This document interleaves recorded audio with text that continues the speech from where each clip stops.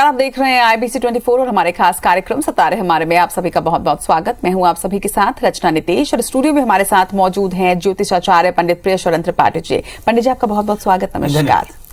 तो आज हम बात करेंगे कर्क संक्रांति की। कर्क संक्रांति में किस तरह से पूजन होनी चाहिए, कर्क संक्रांति की क्या विशेषताएं हैं, किस तरह से पूजन करने से आपको होगा लाभ, और इसके साथ ही इस पर पूरी चर्चा करेंगे। साथ ही आपको आज के पंचांग राहु काल के बारे में भी जानकारी देंगे और इसके साथ होंगे आपके सवाल, जिसके लिए आपको हमें कॉल करना है 0771-400-8777 पर। लेकिन इसके साथ ही एक निवेदन, एक अनुरोध आप सभी से कि कॉल करते वक्त आप अपने टीवी की आवाज कम रखें। तो चलिए पंडित जी, कार्यक्रम की शुरुआत करते हैं। चलिए आज बात करते हैं पंचांग के आज शुभ संवत 2079 शक 1944 सूर्य उत्तरायण का। श्रावण महीने के कृष्ण पक्ष की तृतीया तिथि है और दिन शनिवार। आज तृतीया 1:28 तक, धनिष्ठा नक्षत्र दोपहर को 3:11 तक। आज चंद्रमा मकर राशि में होंगे। आज का राहु काल 8:51 से 10:30 तक होगा। तो ये तो था पंचांग और अब बात करते हैं सूर्य की संक्रांति की। कहते हैं कि सूर्य की संक्रांति जब कर्क राशि से हो तो दक्षिणायन सूर्य हो जाता है, मतलब सूर्य दक्षिण की ओर मूव करना शुरू हो जाता है और इस बीच में शुभ कार्य वर्जित हो जाते हैं। तो रचना जी, आज हम चर्चा करेंगे कि जो सूर्य की संक्रांति है ना, ये एग्जैक्टली है कब। तो सूर्य की संक्रांति तो आज ही है और साथ में आज हम चर्चा करेंगे कि सूर्य की संक्रांति में क्या करना चाहिए, क्या नहीं करना चाहिए। और इन सूर्य की संक्रांति के समय, मतलब सूर्य जब कर्क, सिंह, कन्या, तुला, वृश्चिक, धनु इन 6 राशियों में जाएगा तो इन 6 राशियों में सूर्य के जाने पर कौन कौन सी चीजें निषिद्ध हो जाती हैं, किन किन चीजों की मनाही हो जाती है और क्या खासियत होती है, इस पर चर्चा करेंगे जी।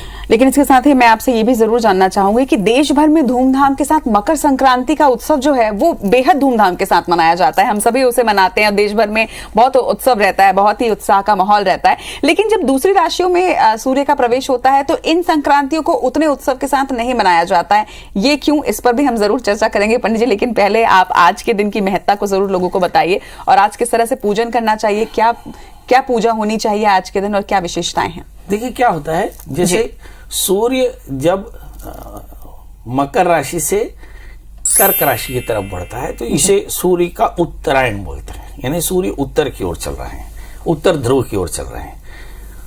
ऐसा कहते हैं कि जो पृथ्वी है सूर्य का एक चक्कर 1 वर्ष में लगाती है और ऐसी स्थिति में हम देखते हैं कि 6 महीने सूर्य का उत्तरायण और 6 महीने सूर्य का दक्षिणायन होता है। जब सूर्य उत्तर से दक्षिण की ओर जाता है, इसे हम दक्षिणायन करते हैं। तो कर्क राशि से सिंह, कन्या, तुला, वृश्चिक, धनु इन राशियों में जब कर्क का सूर्य का प्रवेश होता है तो प्रत्येक महीने में एक संक्रांति पड़ती है और ये संक्रांतियां, हर संक्रांति महत्वपूर्ण होती है, परंतु मकर संक्रांति इसलिए ज्यादा महत्वपूर्ण होती है क्योंकि कहते हैं कि यहाँ से देवताओं का दिन शुरू होता है। इसका मतलब जब मकर की संक्रांति होती है तो दिन बड़े होने लगते हैं और देवताओं की पूजा शुरू हो जाती है, हमारे नित्य नैमित्तिक कार्य शुरू हो जाते हैं। शायद इसीलिए भीष्म ने मृत्यु का वर्ण उस सूर्य के उत्तरायण में करना श्रेयस्कर मांगा, जबकि उनको तकलीफ सूर्य के दक्षिणायन में ही हो गई थी, परंतु उन्हें देह त्यागने के लिए सूर्य के उत्तरायण को चुना था। अब सवाल यह है कि कर्क राशि पर जब सूर्य प्रवेश कर रहे हो, यानी दक्षिणायन शुरू हो रहा हो, तो करना क्या चाहिए। बहुत साफ बात है, किसी भी संक्रांति में नदी का स्नान करना चाहिए, यथाशक्ति दान करना चाहिए, शिव शिवा की पूजा करनी चाहिए, भगवान लक्ष्मी नारायण की पूजा करनी चाहिए। यद्यपि ऐसा माना जाता है कि सूर्य की संक्रांति दक्षिण में हो, इस स्थिति में यानी कर्क की संक्रांति के पहले ही भगवान का देव शयन हो गया है। कल हमने शून्य शयन पर चर्चा की, तो इस शयन अवस्था में ही भगवान की पूजा की जाती है, लक्ष्मी नारायण की पूजा की जाती है। और इसमें विशेषकर कर्क संक्रांति में लोग व्रत करते हैं और अधिक से अधिक भगवान सूर्य को अर्घ देते हैं, आदित्य हृदय स्तोत्र का पाठ करते हैं, यथाशक्ति दान करते हैं, भगवान के नाम का स्मरण करते हैं, जीव दया करते हैं।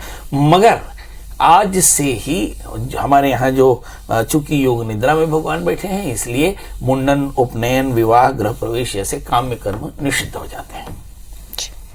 तो चलिए, ये तो हुई कर्क संक्रांति। और पंडित जी, अब पहले कॉलर्स का रुख कर लें या फिर पहले उस प्रश्न का रुख करेंगे कि मकर संक्रांति में इतनी धूम होती है तो फिर बाकी की संक्रांति उसी उल्लास के साथ क्यों नहीं मनाया जाता। शो के आखिर में इस पर चर्चा करें। मुझे ऐसा लगता है कि इस पर अभी ही चर्चा की जाए क्योंकि कंसर्न है। देखिए, मकर की संक्रांति मतलब सूर्य का उत्तरायण होना, मतलब सूर्य जो है अब धनु राशि यानी दक्षिण में रख करके उत्तर की ओर मूव करता है, तो इसे हम उत्तरायण कहते हैं। जब सूर्य उत्तर की ओर मूव करता है तो हम कहते हैं कि देवताओं के दिन की शुरुआत हो रही है। ऐसी स्थिति में मकर की संक्रांति में विशेष उत्सव मनाए जाते हैं। मेरा ख्याल है कि सभी प्रदेशों में, भारत के सभी प्रदेशों में मकर संक्रांति का उत्सव अलग अलग नामों से मनाया जाता है। कहीं तिल संक्रांति कहते हैं, कहीं मकर संक्रांति कहते हैं, पंजाब में लोहड़ी होती है एक दिन पहले।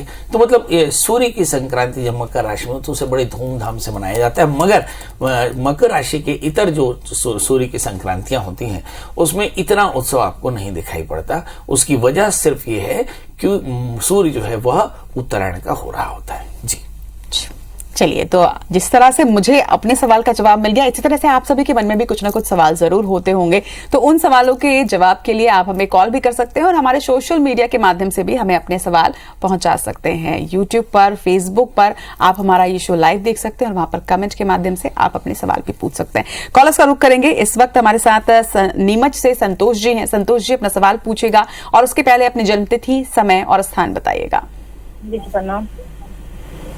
आपकी आवाज थोड़ी धीमी आ रही है, थोड़ा तेज बोलिएगा। पंडित जी प्रणाम। एकदम प्रणाम।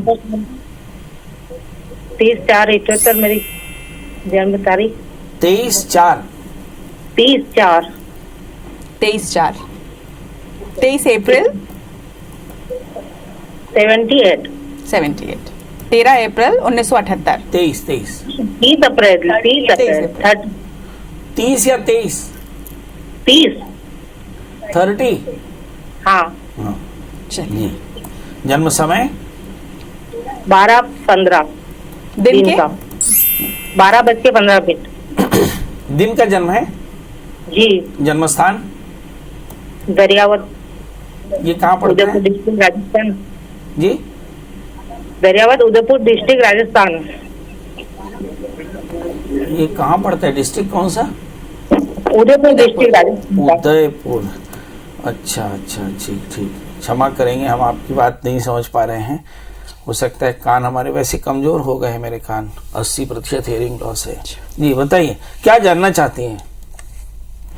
पंडित जी, लाइफ में धोखा बहुत मिला पति से, तो आगे भी मेरे को धोखा मिलेगा, तो मैं पति के साथ रहना चाहिए कि नहीं रहना चाहिए, और मैं ऐसा क्या काम करूँ तो मैं अपनी आजीविका कमा सकूँ? पढ़ाई क्या की है आपने? MA BEd है। और आपको सर्दी, कफ, साइनस ऐसी कोई परेशानी होती है? बार बार बीमार पड़ जाती हो आप? Dust allergy? नहीं, बॉडी में बहुत गर्मी बहुत है। चलिए देखते हैं। जल्दी बहुत। इन्होंने कहा कि मुझे बार बार धोखा मिलता है, जी। पति के साथ रहना चाहिए कि नहीं? बड़ा विशेष प्रश्न है और इस प्रश्न का कोई तो वजह हो गया। ये देखते हैं। आपका जन्म लग्न कर्क है, राशि आपकी मकर है, सप्तमे शनि है। रचना जी, हम आपको एक बात बताएं, बहुत मजेदार चीज है। जैसे जिन्हें ज्योतिष शुरू करनी हो उन्हें राशि पर, लग्न पर भी चर्चा कर लेनी चाहिए। कर्क लग्न के जातकों को दाम्पत्य जीवन में व्यवधान आता है, ये हाइपोथेटिकली ट्रुथ है। मतलब अगर आपका जन्म लग्न कर्क है, ये राशि, ये लग्न भगवान राम की भी थी। कर्क लग्न में अगर किसी जातक का जन्म हुआ है तो ऐसा मान लीजिए कि उसका सप्तमी शनि है, और सप्तमी शनि चाहे कहीं पर बैठे पर कर्क लग्न में दाम्पत्य व्यवधान हो सकता है, दाम्पत्य जीवन में परेशानियां आ सकती हैं। ये हाइपोथेसिस है। जिसके भी कर्क लग्न हो उसे एकदम याद रखना चाहिए। आपका सप्तमी अपने स्थान से खड़ाष्टक यानी 8वें स्थान में बैठा है, इसलिए हस्बैंड से रिलेशंस नहीं अच्छे होंगे। लग्न में मंगल है, थोड़ा गुस्सा आपको भी है। तीसरे स्थान में राहु, थोड़ी सी इनसिक्योरिटी आपके इमोशनली जरूर दिखाई पड़ती है, और तृतीय भाग्य स्थान में है। वैसे उसके बाद भी आप काफी बैलेंस्ड हैं। 11वें स्थान में शुक्र, थोड़ी सी एंग्जाइटी जरूर होती है आपको। 10वें स्थान में सूर्य, आप बहुत भाग्यशाली हैं। 7वें स्थान में चंद्रमा। आपकी लाइफ में एसोसिएशन तो बहुत स्ट्रांग होगा। अब बड़ा प्रश्न है उस पर कि आपको हस्बैंड के साथ रहना चाहिए। मुझे ऐसा लगता है कि जब ये प्रश्न आप कर रही हैं तभी ऐसा लगता है कि आपके हस्बैंड के साथ रिलेशन बहुत अच्छे नहीं है, और वो इतने अच्छे नहीं है कि आप सेपरेशन की सोच सकते हैं। बड़ा प्रश्न है, ऐसा क्यों?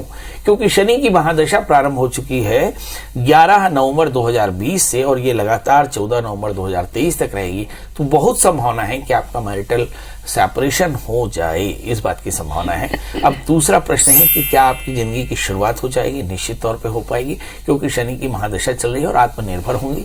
आगे चल करके एजुकेशन में आपको बहुत अच्छा करियर मिलेगा। सवाल है करना क्या चाहिए?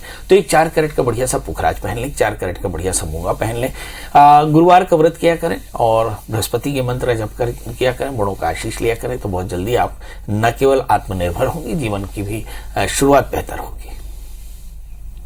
चलिए, आने वाले समय के लिए आपको बहुत बहुत शुभकामनाएं, आपका जीवन खुशियों से भरा रहे। अगले कॉलर हमारे साथ तो कोंडा गांव से विश्वनाथ जी हैं। विश्वनाथ जी, अपने जन्मतिथि, समय, स्थान और फिर आपका सवाल।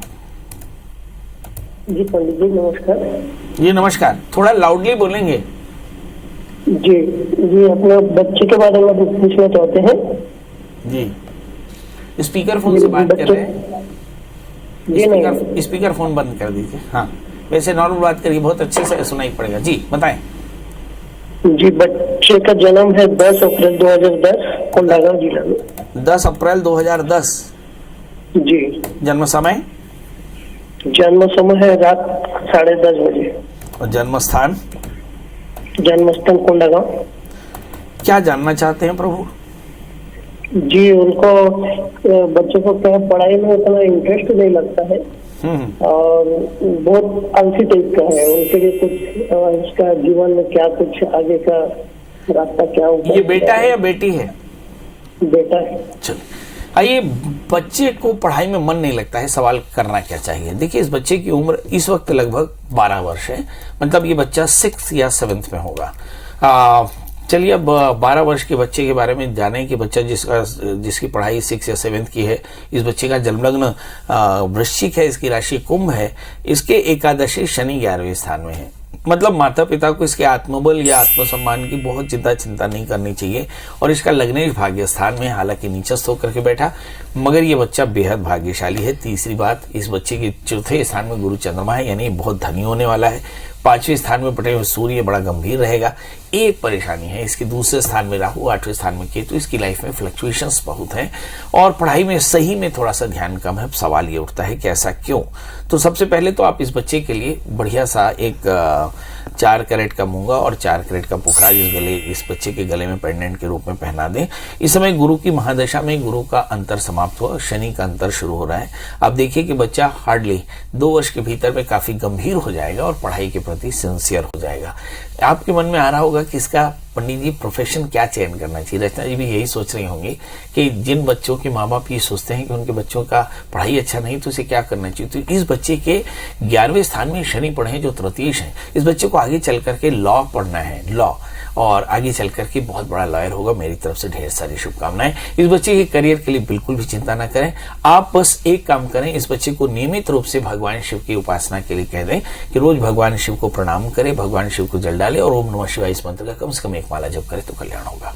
जी बिल्कुल पंडित जी, जिस तरह से आपने बताया कि कुछ बच्चों की पढ़ाई जो होती है वो उतनी अच्छी नहीं होती है, हालांकि इनका कैरियर तो अच्छा है, लेकिन कुछ बच्चे ऐसे होते हैं जो पढ़ाई में उतने अच्छे नहीं होते हैं लेकिन अन्य गतिविधियों में बहुत ही अच्छे होते हैं। माता पिता को ये आवश्यकता है। आप कुछ कह रहे हैं? हाँ, मैं ये बोल रहा था कि जैसे आपने कहा कि कुछ बच्चों की पढ़ाई जिनकी अच्छी नहीं होती है ना। अब ये हम 10th तक की बात कर रहे हैं, जब स्पेसिफिकेशन ना हो जाए, है ना, स्पेसिफाई नहीं हो जाए, तो ऐसे पेरेंट्स को करना क्या चाहिए? ये भी एक प्रश्न है। कार्यक्रम के अंत में हम चर्चा करेंगे कि जिन बच्चों की पढ़ाई अच्छी ना हो और उन बच्चों के पेरेंट्स को करियर की बड़ी परेशानी हो कि बच्चों को क्या करना चाहिए, तो हम कार्यक्रम के अंत में कुछ रास्ता बताएंगे, तो उसे आप ध्यान से सुनिएगा। इस वक्त कॉलर्स का रुख कर लेते हैं। नैनीताल से हमारे साथ लता जी हैं। लता जी, खूबसूरत शहर नैनीताल से आप सवाल पूछिएगा और साथ ही अपनी जन्म तिथि, समय और स्थान में बताइएगा। प्रणाम पंडित जी। जी प्रणाम। सबसे पहले तो बताइए नैनीताल में टेम्परेचर कितना है? सर यहाँ पर पंडित जी बहुत ठंड है, बरसात हो रही है। चलिए, थोड़ी ठंड आप हमारे तक भी भेज दीजिए, हम बहुत गर्मी है। बताइए डेट ऑफ बर्थ। मेरी 23 सितंबर 1972। 23 सितंबर 1972। और समय? समय 1-1:30 बजे दिन दोपहर से। जन्म स्थान? जन्म स्थान यही नैनीताल में हुई जी। आपको बताइए क्या जानना चाहती हैं? ये पंडित जी की मेरा मतलब अभी तक से जो भी स्ट्रगल था जिंदगी में, पर आगे मेरी जिंदगी में क्या होगा? शादी हुई कि नहीं? हुई थी। शादी हुई कि नहीं?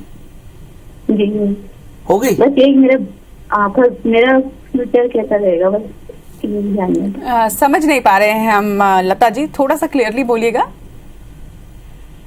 यही कि मेरा मतलब आने वाला समय भविष्य में क्या होना, क्या नहीं, होगा। शादी हुई कि नहीं? हुई थी। हुई थी। जी। अच्छा, चलिए आइए देखते हैं। आपका जन्म लग्न धनु है और आपकी जो राशि है वो है मीन। लग्न में बृहस्पति, जीवन में संघर्ष, क्योंकि केंद्राधिपति योग बनता है, केंद्राधिपति दोष है। जब कहते हैं बृहस्पति केंद्र का स्वामी होकर के केंद्र में बैठ जाए, ऐसी स्थिति में उस स्थान पर परेशानी होती। जब बृहस्पति धनु लग्न का हो और धनु लग्न का बृहस्पति हो के लग्न में बैठ जाए, ऐसी स्थिति में जातक के जीवन में बेहद संघर्ष होता है। इसको बोलते हैं स्ट्रगल ऑफ आइडियोलॉजी, मतलब अच्छाई का संघर्ष होता है ये। और आमतौर पे इसकी परेशानी जातक को झेलनी पड़ती है। दशम स्थान में सूर्य बुध मंगल है, वैसे आप बेहद भाग्यशाली हैं। षष्ठेश अष्टम स्थान में पेट की थोड़ी सी तकलीफ हो सकती है। चौथे स्थान में चंद्रमा, परिवार में थोड़े से कलह की स्थिति। दूसरे स्थान में राहु, थोड़ी सी मेंटल इनसिक्योरिटी। और छठे स्थान में शनि है, जो बताते हैं कि हार्मोनल इम्बैलेंस की संभावनाएं बन सकती हैं। इतनी सारी विपरीतताओं के बाद में भी इस समय जो ग्रहों की स्थितियां हैं उस पर अगर नजर डालें तो समझ में आता है कि शुक्र की महादशा में शनि का अंतर चल रहा है। यही एक प्रश्न है जिसके चलते आप परेशान हैं। शनि की दशा में मुझे से लगता है कि आपके इमोशनल प्रॉब्लम काफी ज्यादा है और ये शनि के कारण है। मतलब थोड़ी सी इनसिक्योरिटी आपको है, क्योंकि ये द्वितीय और तृतीय होकर के छठे स्थान में है। अब आपको सवाल है इनसिक्योरिटी से कैसे बाहर आना चाहिए। मुझे ऐसा लगता है कि किसी भी व्यक्ति के अंदर में रिश्ते निजी होते हैं और रिश्तों से पैदा होने वाला आत्मबल भी निजी होता है। इसलिए आप किसी रिश्ते से अपने आत्मबल को बिल्कुल भी न तोलें। भगवान ने आपको इंडिविजुअल जन्म दिया है तो निश्चित तौर पर एक इंडिविजुअल के तौर पर आप बहुत अच्छे से जिंदगी जी सकते हैं। इसके लिए बिल्कुल सही तरीका है कि अपने पैरों पर खड़े हो जाएं और आप एक अच्छी सी नौकरी हासिल कर लें। और कुछ ना हो तो आप ट्यूशंस करना शुरू कर दें। आप देखिएंगे कि आपके जीवन में ये इनसिक्योरिटी खत्म हो जाएगी। इसके अलावा आप एक 4 कैरेट का बढ़िया सा माणिक्य और 4 कैरेट का पुखराज धारण करें, रविवार का व्रत करें, आदित्य हृदय स्तोत्र का पाठ करें तो सारी परेशानियां दूर होंगी। चलिए और अब फरीदाबाद का रुख करेंगे। वहां से हमारे साथ उर्मिला जी हैं। उर्मिला जी, अपना सवाल और उसके पहले अपनी जन्मतिथि, समय और स्थान। उर्मिला जी सुन पा रही हैं? हाँ जी मैम। जी, अपनी जन्मतिथि, समय और स्थान बता दीजिएगा। मेरा जन्म मोदीनगर गाजियाबाद के पास, 2 तारीख 4था महीना सन 1978। 1978 अप्रैल का महीना। तारीख क्या बताई आपने? 2 तारीख। 2 तारीख। हाँ जी। 2 अप्रैल 1978। समय बताइएगा जन्म का। मैडम जन्म समय तो याद नहीं है। चलिए, जन्म स्थान? जन्म स्थान है मोदी गाजियाबाद। गाजियाबाद। अभी कहाँ से बोल रहे हैं? अभी फरीदाबाद से बात कर रहे हैं जी। क्या जानना है? मैडम सर, ये अपने बच्चे के बारे में, मेरे बेटा की नौकरी लगेगी कि नहीं लगेगी। ये भी सही है। चलिए, आपका प्रश्न है कि मेरे बच्चे की नौकरी लगेगी कि नहीं। आप फरीदाबाद से प्रश्न कर रहे हैं और आपका जो प्रश्न लग्न है सिंह है और पंचमेश बृहस्पति आपके 8वें स्थान में बैठे हैं। मुझे ऐसा लगता है कि बच्चे की नौकरी लगने में हो सकता है 6 से 7 महीना लगे। अप्रैल 2023 के बाद आपके बच्चे की नौकरी बहुत बढ़िया लगेगी और वो उसकी बहुत अच्छी जिंदगी होगी, बहुत अच्छा उसका पार्टनर होगा। और इसकी जिंदगी में थोड़ा सा पढ़ाई में परेशानियां जरूर आई हैं। उस बच्चे से कहें कि नित्य दत्तात्रेय कवच का पाठ करें। इस बच्चे को एक 4 कैरेट का अच्छा सा पुखराज और 4 कैरेट का माणिक्य धारण कराएं, कल्याण होगा। चलिए, और पंडित जी उस सवाल का जवाब, जो सवाल आप ब्रेक के पहले छोड़े गए थे कि जो बच्चे पढ़ाई में अच्छे नहीं होते उनके लिए क्या उपाय करें और कैसे जाने कि वो आगे कैरियर में क्या करेंगे। आज हम चर्चा कर रहे हैं कि जब बच्चा 6 साल का हो वहां से पेरेंट्स को थोड़ी सी इनसिक्योरिटी होती है और 14 साल के पहले तक वो बहुत ज्यादा इनसिक्योर होते हैं कि आखिर मेरा बच्चा क्या बनना चाहिए। एग्जैक्टली उसकी इनबॉर्न कैपेसिटी क्या है, इनबॉर्न क्वालिटी क्या है। तो इसके जानने के लिए हम लोग पहले हस्तरेखा देखा करते थे और उसमें देखते थे कि चक्र है कि नहीं, शंख है कि नहीं, ये सारी चीजें देखा करते थे। पर तब हमें नहीं मालूम था कि शंख चक्र का मतलब क्या होता है। आगे चल करके फॉरेंसिक साइंस ने एक तदबीर ईजाद की जिसे आगे चलकर कहा कि DMIT, डर्मेटोग्लिफिक्स मल्टीपल इंटेलिजेंट टेस्ट। यह हस्तरेखा से थोड़ी ऊपर बड़ी चीज है। ये फॉरेंसिक टेस्ट है जिसमें हम 10 उंगलियों की का स्कैन करके और हाथों का स्कैन करके और उंगलियों की जो रिजेस हैं यानी जो उंगलियों की धारियां हैं उनको देख करके हम ये बता सकते हैं कि आपका बेटा डॉक्टर बनेगा, इंजीनियर बनेगा, वकील बनेगा या कुछ और बनेगा। उसके अंदर में हार्वर्ड गार्नर ने इसको 8 हिस्से में बांटा। मल्टीपल जो इंटेलिजेंस है, हार्वर्ड गार्नर का कहना है कि किसी भी व्यक्ति के अंदर में 100% कैपेसिटी होती है।